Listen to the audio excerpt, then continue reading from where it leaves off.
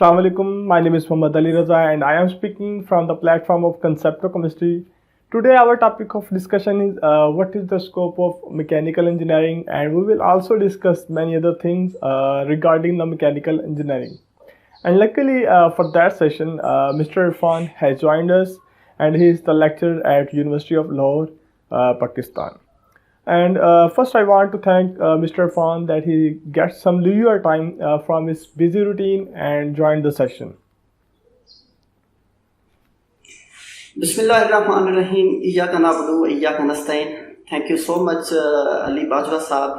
मैं खुद आपका तहे दिल से मशकूर हूँ कि आपने जो है मुझे एक अपॉर्चुनिटी दी, एक प्लेटफॉर्म दिया कि आपके तवस्सुत से, आपके चैनल के थ्रू मैं अपने जूनियर्स के साथ जो इस वक्त जो है अपनी कैरियर की डिसाइडिंग स्टेज पे हैं उनसे बातचीत कर सकूं, उनसे अपना एक्सपीरियंस शेयर कर सकूं। तो उसके लिए मैं आपका बहुत बहुत शुक्रगुजार हूं।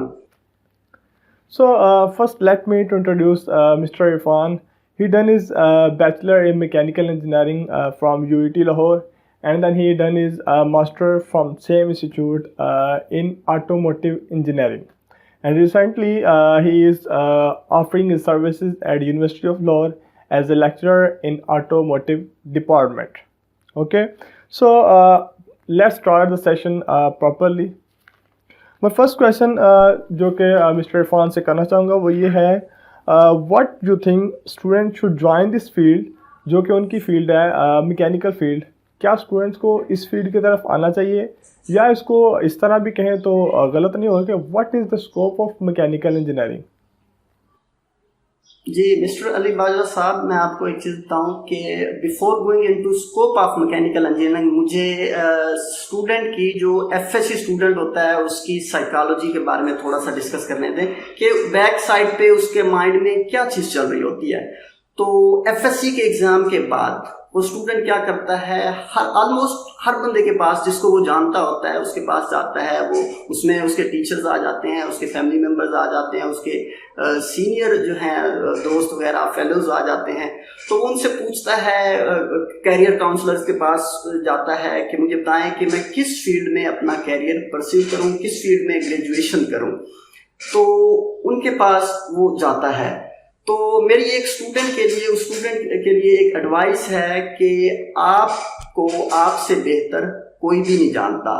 Know what you can do the best. आपको अपने टैलेंट का पता है, अपनी स्ट्रेंथ्स का पता है, आपको अपनी स्किल्स का पता है। तो थोड़ा सा उस वे में अपने आप को जो है ना कैरियर सिलेक्ट करें। बाकी हमारी तो जो एफएससी है ना, हमने तो 10 साल पहले एफएससी की, तो उस वक्त ना ही कोई हमारे पास सोशल मीडिया था, ना मोबाइल फ़ोन, ना कुछ। तो आजकल जो है यूट्यूब को मैं वर्चुअल यूनिवर्सिटी कहता हूँ। आजकल का जो स्टूडेंट है वो एक्सेसिबल है, मोबाइल फ़ोन उसके पास है, इंटरनेट उसके पास है, यूट्यूब उसके पास है, कैरियर काउंसलर को, मोटिवेशनल स्पीकर्स को वो सुन सकता है, तो वो अपना कैरियर डिसाइड कर सकता है। और दूसरा मैं उन्हें ये सजेस्ट करूँगा कि आप उन लोगों के पास जाएं जो आपकी स्ट्रेंथ्स, आपकी वीकनेसेस, साथ साथ आपकी स्किल्स वगैरह, कंपिटेंसी, सारी चीज़ों को आपकी जानते हो। आपके टीचर्स हो सकते हैं, आपके फैमिली मेम्बर्स हो सकते हैं, माँ बाप हो सकते हैं, बहन भाई हो सकते हैं, कजन्स हो सकते हैं। तो उनके पास जाएं जिनको आपके टैलेंट का, आपकी स्किल्स का आइडिया हो थोड़ा बहुत। और उन लोगों को मेरा मशवरा ये है, मेरी एक सजेशन है उनसे काइंड कि अगर जो स्टूडेंट आपके पास कैरियर काउंसलिंग के लिए आता है, अगर आपको उसके टैलेंट का, उसकी स्किल्स का नहीं पता, तो काइंडली उसको जो है ना 4-5 साल जो बाद में होना है आफ्टर जॉब, आप ये देख के बता देते हैं कि इस टाइम पे इस फील्ड की जॉब्स ज़्यादा हैं, तो आप उस बच्चे को ये गाइड कर देते हैं कि आप इस फील्ड में कैरियर परस्यू करें। तो वो बच्चा फॉर एग्जांपल उस बच्चे का इंटरेस्ट है लिटरेचर में, या वो बच्चा पेंटर बनना चाहता है, तो आप उसे कहें जी आप सिविल इंजीनियरिंग कर लें, आप मैथमेटिक्स कर लें, तो वो उतना अच्छे वे में नहीं कर सकेगा। तो खुदारा उनके टैलेंट को देख के उनकी कैरियर काउंसलिंग करें, उनकी स्किल्स देखें पहले, फिर उनको जो है ना गाइड करें कि आप इस वे में जाएं। जी उसके बाद आपने क्वेश्चन किया जी स्कोप ऑफ मैकेनिकल इंजीनियरिंग। तो जो मेजर इंटरेस्ट होता है स्टूडेंट्स का वो ऑलरेडी डिसाइड कर चुके होते हैं आफ्टर मैट्रिक, क्योंकि आपको पता है मैट्रिक के बाद एफएससी में जैसे ही स्टूडेंट आता है उसे सिलेक्ट करना होता है, या तो प्री इंजीनियरिंग सिलेक्ट करे या वो प्री मेडिकल सिलेक्ट करे। तो इसके बारे में एक अच्छी रिसर्च है, मैं वो भी आपको आपके तवज्जुह से अपने लिसनर्स को भी और आपको भी बताता चलूँ कि प्रोफेसर डॉक्टर जॉर्डन पीटरसन हैं, साइकोलॉजी डिपार्टमेंट में प्रोफेसर हैं यूनिवर्सिटी ऑफ टोरंटो के। उनकी रिसर्च है कि men are more interested in things, that is why they tend to become engineer. जो विमेन होती हैं वो they are more interested in people, वो इमोशंस में, सोशल इंटरेक्शंस में they are much more interested, so that is why they tend to become doctor and nurses like that field. तो वो major मतलब इंटरेस्ट के हवाले से अपना डिसाइड कर चुके होते हैं कि हमने इस कैरियर को आगे परस्यू करना है। तो जो प्री इंजीनियरिंग के स्टूडेंट हैं, आज का ये जो सेशन है स्पेशली हमारा उनके लिए है कि प्री इंजीनियरिंग स्टूडेंट के पास भी hundreds of options are there, hundreds of branches of engineering fields are there, उसमें से जिनमें उनको इंटरेस्ट है वो अपना सिलेक्ट कर सकते हैं। मेजर जो हैं, जो स्टूडेंट्स को, हर स्टूडेंट्स को पता होगी, वो है electrical engineering, mechanical engineering, civil engineering, chemical engineering, ये कुछ 4-5 टाइप्स जो हैं मेजर हैं। स्टूडेंट्स को थोड़ा बहुत आइडिया होता है, लेकिन उसके स्कोप में क्या चीज़ आता है वो 5 साल डिग्री करने के बाद कहाँ लाई कर रहे होंगे, उन स्टूडेंट्स को अभी इस स्टेज पे कुछ पता नहीं होता, वो इमेच्योर होते हैं इस स्टेज पे। तो उनको स्कोप बताना एक्सपर्ट्स की जिम्मेदारी है। तो बीइंग अ मैकेनिकल स्टूडेंट, मैं आज स्टूडेंट्स को मैकेनिकल इंजीनियरिंग का स्कोप बताऊंगा कि स्कोप बेसिकली है क्या। स्कोप एक एरिया है जिसके कोई भी फील्ड है उसके अंडर द अम्ब्रेला क्या चीजें आती हैं, क्या सब फील्ड्स आती हैं, तो ये उस चीज का स्कोप होता है। सबसे पहले जैसा कि आपने इंट्रोडक्शन में कहा कि मैंने जो है ना ऑटोमोटिव इंजीनियरिंग में मास्टर्स किया हुआ है। सबसे पहले हम इसी से स्टार्ट करते हैं कि आपके घर में फॉर एग्जांपल एक बाइक है, एफएससी के स्टूडेंट के पास एक बाइक है, आप उसके वर्किंग प्रिंसिपल को समझें। तो क्या है उसका वर्किंग प्रिंसिपल, उसमें हम पेट्रोल डालते हैं और पेट्रोल की हीट से, पेट्रोल की हीट एनर्जी से कंबस्शन गैसेस प्रोड्यूस होती हैं। वो बेसिकली क्या कर रही होती हैं, पीछे थ्रस्ट प्रेशर के साथ फोर्सेस लगा रही होती हैं, और पीछे उसके इंजन में क्या हो रहा होता है, बैक एंड पे सेट ऑफ इंटरलिंक्ड कंपोनेंट्स होता है।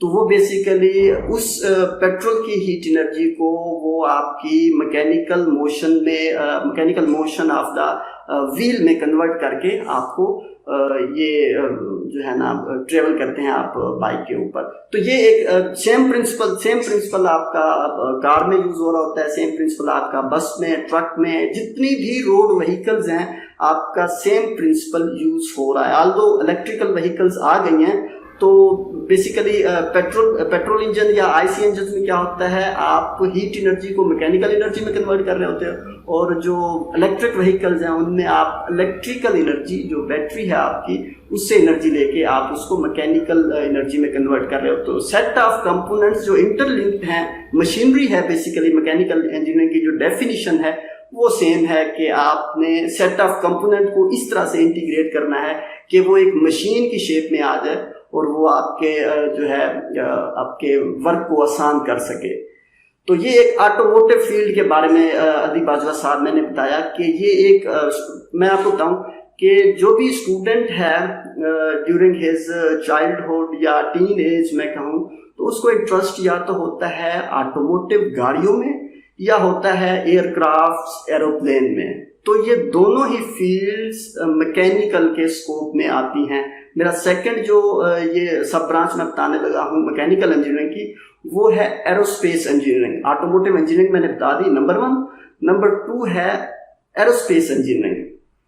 अब एरोस्पेस इंजीनियरिंग क्या है? एरोस्पेस इंजीनियरिंग में बेसिकली हम इसको 2 टाइप्स में कैटेगराइज करते हैं। One is aeronautical engineering, other is astronautical engineering. अब एरोनॉटिकल इंजीनियरिंग कौन सी है? हम उसमें उन एयरक्राफ्ट्स को डील कर रहे होते हैं जो रहते हैं with in the atmosphere of earth. तो वो अर्थ के जो ग्रेविटेशनल फील्ड है उसको क्रॉस नहीं करते, हम उनके डिजाइनिंग, उनकी कंस्ट्रक्शन, मैन्युफैक्चरिंग और मेंटेनेंस वगैरह कर रहे होते हैं इन एरोनॉटिकल इंजीनियरिंग। और जो एस्ट्रोनॉटिकल इंजीनियरिंग है उसमें जैसा कि नाम से जाहिर है हम जा रहे होते हैं outside from the gravitational field. Earth का जो ग्रेविटेशनल फील्ड है उससे आउटसाइड, हम कभी मार्स पे जा रहे हैं, कभी मून पे जा रहे हैं। हमारे जो सैटेलाइट्स हैं जिनकी वजह से हमें सिग्नल्स मिल रहे हैं टीवी के ऊपर, मोबाइल फोन के ऊपर, हर चीज के इंटरनेट के सिग्नल, वो सैटेलाइट्स की मरहून मिन्नत है। तो ये भी एक सब कैटेगरी है मैकेनिकल इंजीनियरिंग की, ये उसके स्कोप में आता है। नंबर 2 मैंने आपको बता दिया। उसके बाद नंबर 3 पे आपका पावर सेक्टर है। ये बेसिकली मैं स्कोप ऑफ मैकेनिकल इंजीनियरिंग बता रहा हूँ कि मैकेनिकल इंजीनियरिंग किन किन डिपार्टमेंट्स को कवर करता है। मैकेनिकल इंजीनियरिंग के अम्ब्रेला में कितने डिपार्टमेंट्स आते हैं। तो पावर सेक्टर है हमारा। इलेक्ट्रिसिटी, आपको पता है कि इस वक्त जो है वर्ल्ड का मेन फोकस जो है वो इलेक्ट्रिसिटी के ऊपर है। एनर्जी डिमांड्स को पूरा करना चाह रही है वर्ल्ड। तो उसमें क्या है कि इलेक्ट्रिसिटी जनरेशन हो रही है by any mean. Thermal power plants हैं आपके पास, हाइडल पावर प्लांट्स हैं आपके पास, जो है डैम्स वगैरह जिसमें आते हैं, या आपके पास न्यूक्लियर पावर प्लांट्स हैं। कोई भी पावर प्लांट है जहां से इलेक्ट्रिसिटी जनरेट हो रही है, वो उसमें इलेक्ट्रिसिटी जनरेशन तक जो पीछे मशीन्स हैं जिनकी वजह से हमें इलेक्ट्रिसिटी मिल रही है, वो मैकेनिकल इंजीनियरिंग के अंडर आता है। आगे उसकी जो डिस्ट्रीब्यूशन है वो फिर आप उसको कह सकते हैं कि this comes in the scope of electrical engineering. तो बेसिकली वो पीछे जो मशीनरी जितनी भी है, सेट ऑफ कंपोनेंट्स हैं, इंटर रिलेटेड कंपोनेंट्स हैं, वो मैकेनिकल इंजीनियरिंग के अंडर आता है। तो ये नंबर 3 पे मैंने पावर सेक्टर के बारे में बताया। दूसरा आप डोमेस्टिक लेवल पे देख सकते हैं, रेफ्रिजरेशन एंड एयर कंडीशनिंग। ये एक इंटरेस्टिंग टॉपिक है आजकल। रिसर्च, एक चैलेंजिंग रिसर्च है फॉर रिसर्चर्स कि एक तरफ हमारा जो एनवायरनमेंट है, वेदर है, वो पॉजिटिव एक्सट्रीम्स की तरफ जा रहा है, दूसरी तरफ नेगेटिव एक्सट्रीम्स की तरफ जा रहा है। तो हमें एयर कंडीशनिंग की ज़रूरत है। किस घर में आज एसी की ज़रूरत नहीं है, किस घर में आज हीटर की ज़रूरत नहीं है, या किस घर में आज जो है रेफ्रिजरेटर की ज़रूरत नहीं है। तो ये एक चैलेंजिंग रिसर्च टॉपिक बनता जा रहा है। इसमें भी मैकेनिकल इंजीनियरिंग का जो है वास्ट स्कोप है। उसके बाद मैं नंबर 5 पे, आई थिंक नंबर 5 है ये, नंबर 5 पे आ जाऊं तो रेलवे आप देख लें। रेलवे का जो सेक्टर है, एयरक्राफ्ट और उससे ऑटोमोटिव रोड व्हीकल से हट के रेलवे इंजीनियरिंग जो है, ये भी under the umbrella of mechanical engineering ही आता है। अभी कुछ दिनों पहले लाहौर में आपको आइडिया होगा कि orange line metro train start हुई है। तो वो सर्विसेज लेने के लिए हमारे टीचर हैं, यूईटी के पीएचडी डॉक्टर हैं, प्रोफेसर डॉक्टर आई थिंक उनका नाम है कमर महबूब। तो रिसेंटली उन्होंने पीएचडी की है इन रेलवे इंजीनियरिंग। तो वो उनसे रिक्वेस्ट की है कि काइंडली आप इस इदारे में आएँ और अपनी सर्विसेज जो हैं वो प्रोवाइड करें। तो ये देखें। दूसरा फिर इंडस्ट्रीज को देख लें। किसी भी मुल्क की ग्रोथ का जो मेन आप जीडीपी का वो करते हैं, वो उसकी इंडस्ट्रियल जो प्रोडक्ट्स होती हैं वो कितना आप एक्सपोर्ट कर रहे हैं उन पे है। आपके घर में छोटी से छोटी चीज से लेकर नीटिंग नीडल है फॉर एग्जांपल, उससे लेकर आपकी घर में रेफ्रिजरेटर है, ऑटोमोटिव है, ऑटोमोबाइल है, उस तक जितने भी प्रोडक्ट्स हैं वो किसी न किसी इंडस्ट्री से बने हुए हैं। तो ये इंडस्ट्रियल जो है आपका एरिया, ये भी under the umbrella of mechanical engineering आता है। ये being a student of mechanical engineering मैंने कुछ फील्ड्स या कहने के स्कोप आपको बताया है मैकेनिकल इंजीनियरिंग का। जी अली बादल साहब। ओके, सो हम चलते हैं नेक्स्ट क्वेश्चन पे। नेक्स्ट क्वेश्चन क्या है, व्हाट आर द स्किल्स, जिसमें सॉफ्ट स्किल्स भी आती हैं और सॉफ्टवेयर्स भी आते हैं रिगार्डिंग स्पेसिफिक फील्ड। ठीक है, what are the skills and softwares that student should get for the online earning और टू गेट द जॉब। मतलब वो कौन सी स्किल्स हैं, वो कौन से सॉफ्टवेयर हैं जो कि स्टूडेंट्स ड्यूरिंग द ग्रेजुएशन हासिल कर लें और वही सॉफ्टवेयर, वही स्किल्स उनको जॉब को गेन करने के लिए और फ्रीलांसिंग जो कि आजकल एक बहुत ट्रेंड चल रहा है, उसके थ्रू हैंडसम इनकम कमा सकते हैं। इसके बारे में थोड़ा गाइड कर दें। जी, वो स्किल्स मैं आपको बताऊँ, बेसिक स्किल्स जो हैं वो आपको सॉफ्टवेयर स्किल, अगर मैं सॉफ्टवेयर स्किल की बात करूँ तो कोई हमें 8-10 बेसिक सॉफ्टवेयर्स मैकेनिकल इंजीनियरिंग के स्टे में जब हम यूनिवर्सिटी में होते हैं हमें पढ़ाए जाते हैं। ऑटोकैड है, सॉलिड वर्क्स है, ये मैकेनिकल इंजीनियरिंग से रिलेटेड है। मैकेनिकल इंजीनियर ही इनको समझ सकता है कि ये सॉफ्टवेयर इस तरह होते हैं। मैटलैब है, एनसिस है, कॉमसोल है, इस तरह के चंद एक सॉफ्टवेयर हैं जो टेक्निकल के एक कॉम्पिटेंट इंजीनियर, मैकेनिकल इंजीनियर इनको जो है ना अच्छे तरीके से कर सकता है। और अगर आप फ्रीलांसिंग की बात करें तो इस टाइम पे मेरे ऑलमोस्ट कह लें कि पर्सनल ऑब्जर्वेशन पे अगर मैं बात करूं 20-30% जो मेरे फेलोज थे, हमारी 50 की क्लास थी अगर, तो उनमें आप कह सकते हैं कि ऑलमोस्ट 10-15 स्टूडेंट्स जो हैं वो फ्रीलांसिंग से ही उन्होंने अपने आप को सेल्फ एम्प्लॉय किया हुआ है। मैं खुद फ्रीलांसिंग करता हूँ। मैं सॉलिड वर्क्स पे 3D मॉडलिंग जो है वो बाहर से काम आउटसोर्स किया, उस प्रोजेक्ट को किया। और जो है पिछले दिनों मेरे से एक कांटेक्ट किया यूके के स्टूडेंट ने, तो वो एक सब्जेक्ट पढ़ना चाह रहा था दैट वाज रिलेटेड टू थर्मोफ्लूइड्स। तो वो सब्जेक्ट उसने before his final term exam उसने मुझसे पढ़ा, और उसने यकीन मानिए कि आप इमेजिन नहीं कर सकते कि उसने कितना पे किया उस सब्जेक्ट के बदले। 7 आवर्स का मैंने उसके साथ टोटल सेशंस किए, 1-1 घंटे का डेली करता था।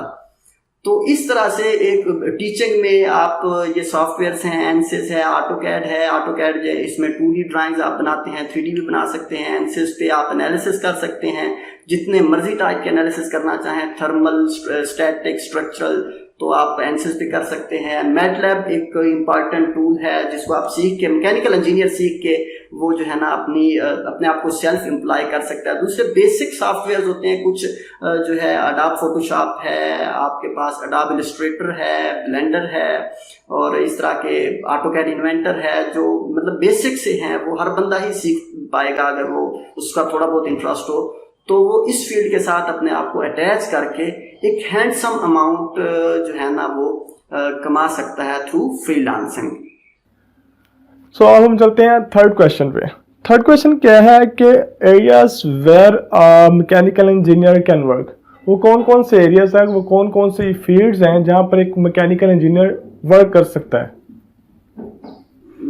बिल्कुल, एरियाज वही आपका क्वेश्चन जो है फर्स्ट क्वेश्चन के साथ ओवरलैप कर जाता है कि स्कोप ऑफ मैकेनिकल इंजीनियरिंग और एरिया ऑफ मैकेनिकल इंजीनियरिंग। आपके पास ऑटोमोटिव सेक्टर मैंने बताया, आपके पास रेलवे इंजीनियरिंग है, आपके पास पावर सेक्टर है, इंडस्ट्री है, उसके बाद जो है रिसर्च एंड डेवलपमेंट सेक्टर, जो कि इस वक्त बहुत ही ज़्यादा अहमियत का हामिल है। हम रिसर्च में एकेडमिया में बैठे हुए हैं, हमें आइडिया है कि how much research is important. Pakistan में तो इंडस्ट्रिया जो है एकेडमिया इंडस्ट्री लिंकेज वो इतना नहीं है, लेकिन बाहर जो जितने भी इंडस्ट्री को प्रॉब्लम्स आते हैं टेक्निकल, वो यूनिवर्सिटीज सॉल्व करती हैं, और universities are 1 or 2 step ahead then industries.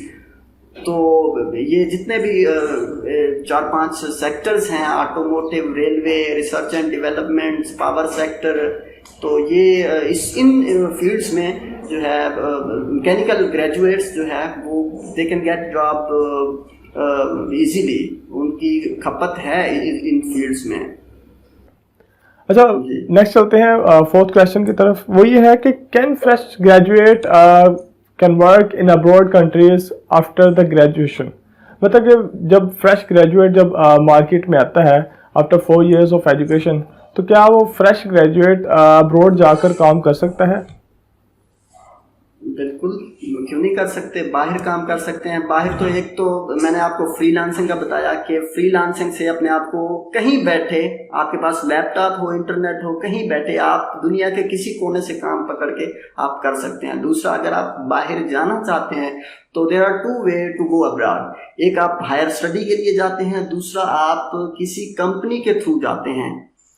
तो आप जा सकते हैं, अप्लाई करें, इंटरव्यूज दें, आप जो है ना बाहर काम करने भी जा सकते हैं, स्टडी के लिए भी जा सकते हैं। मेरे अपने कुछ दोस्त हैं जो बाहर स्टडी के लिए फर्दर MS करने के लिए गए हुए हैं, तो बाहर जॉब करने के लिए भी। आजकल तो खैर कोविड है, इतना वीज़ास वगैरह बंद कर दिया उन्होंने, तो काफ़ी सारे दोस्त ऐसे हैं जिन्होंने अपनी जो है इमिग्रेशन करा दी हुई है और वो बाहर जाने के लिए बिल्कुल जो है ना उनके माइंड में है कि हमने बाहर जाना है।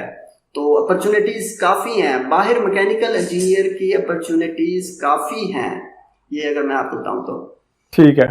सो नेक्स्ट जो हमारा वो है वो आपसे ही रिलेटेड है, वो ये है कि anything else that you want to share with the students about the mechanical engineering. ऐसा कोई बात, ऐसी कोई बात जो आप शेयर करना चाहते हैं मैकेनिकल इंजीनियरिंग के बारे में स्टूडेंट्स के साथ, जो कि उनको पता होना चाहिए, तो वो आप शेयर कर सकते हैं।